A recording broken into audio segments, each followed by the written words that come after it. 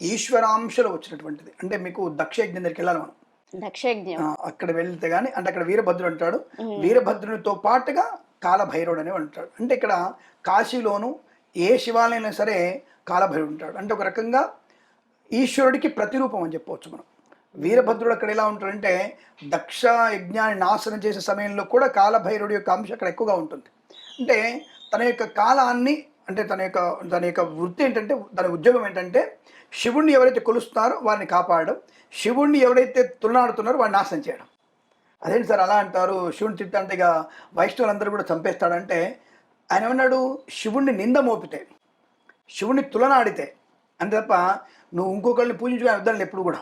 Okay, అక్కడ కాలభైరవుడు కూడా తెలుసు శివుడు హృదయంలో విష్ణు ఉన్నాడు, విష్ణు హృదయంలో శివుడు ఉన్నాడు. వాళ్ళ తెలియకుండా ఎందుకు ఉంటుంది? మనకు తెలిసినప్పుడు మనం కొట్టుకుంటున్న వాళ్ళేం కొట్టుకోరు అసలు. కాబట్టి తులనాడడం అంటే భగవంతుడిని తప్పుగా అర్థం చేసుకోవడం, భగవంతుడి గురించి నిందారోపణలు చేయడం వల్ల ఆయనకి ఉగ్రరూపం ధరించి ఆయన మనతోనే ఉంటాడు. మనం ఒకప్పుడు ఎపిసోడ్ చెప్పుకున్నాం, దత్తాత్రేయ గురించి చెప్పుకున్నట్టుగానే ఇక్కడ కూడా స్మరణ మాత్రేణ కాలభైరవ దర్శనం ఈజీగా అవుతుంది. మనకి దర్శనం అంటే ఏమిటి? కనబడడానికి ఏమి, కానీ ఆయన వల్ల మన సమస్యని ఏదైతే సమస్య ఉత్పన్నమవుతుందో ఆ సమస్యను తుడిచిపెట్టేస్తాడు. అందుకే ఎప్పుడైనా సరే మీరు ఈ శివాలయం వెళ్తున్నప్పుడు కాలభైరవుని స్మరణ చేసుకొని శివాలయంలోకి వెళ్తే అసలు మీ దర్శనం కానీ శివుని ప్రసన్నత కానీ వెంటనే పొందుకునే అవకాశాలు ఉంటాయి.